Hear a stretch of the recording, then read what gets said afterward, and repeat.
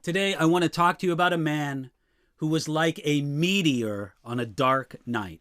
And I'm talking to you about Elisha the Tishbite. Here we go, 1 Kings chapter 17, verse 1, where we read, "And Elisha the Tishbite of the inhabitants of Gilead said to Ahab, As the Lord God of Israel lives, before whom I stand, there shall not be dew nor rain in these years, except at my word." The times were so chaotic that the kingdom of Israel had seen 4 dynasties rise in rapid succession.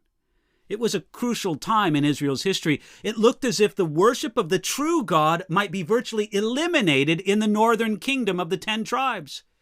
It was a time when the whole nation seemed to be apostate.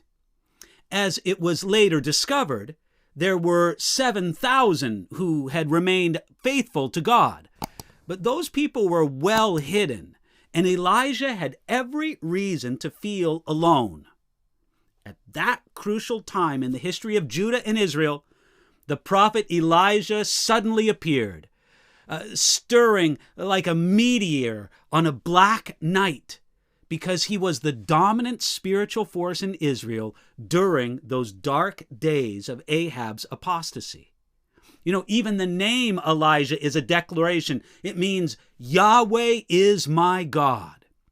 And this shining meteor of a man said to Ahab in 1 Kings chapter 17, verse 1, "There shall not be dew nor rain these years except at my word." This was a dramatic demonstration against the pagan god Baal, who was thought to be the god of the weather. Elijah showed that though through his prayers to the God of Israel, Yahweh was mightier than Baal. Elijah was not merely the prophet of this drought in the sense of prayer. He was also the cause of the drought. James chapter 5, verses 17 and 18 makes this clear. It tells us, Elijah was a man with a nature like ours, and he prayed earnestly that it would not rain. And it did not rain on the land for those years, 3 years and 6 months. And he prayed again, and the heaven gave rain, and the earth produced its fruit. So Elijah revealed the source of his strength when he spoke to Ahab. He said, "As the Lord God of Israel lives, before whom I stand." It is specifically said in James chapter 5, Elijah was a man with a nature like ours. Yet Elijah showed a strength greater than most of us show in our lives with God. We must pay attention to these 2 indications revealing the source of Elijah's strength. First, he said, "As the Lord God of Israel lives." You see, almost everybody else in Israel felt that the Lord was dead. But for Elijah, the Lord lived. He was the supreme reality of Elijah's life. Second, Elijah said, "Before whom I stand." Elijah stood in the presence of Ahab, who was a king.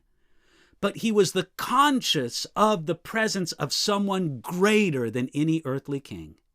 Gabriel himself could not choose a higher title than to say, "I stand before the Lord." You can find that in Luke chapter 1.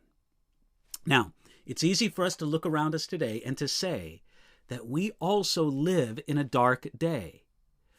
Should we not expect that God will raise up new Elijahs today?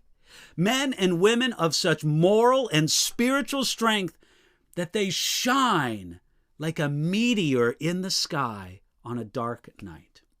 So today, remember that Elijah was a person just like you. If Elijah had your weaknesses, then you, with God's blessing and some time for spiritual maturity, you can have his strength. Ask God to work this in you today.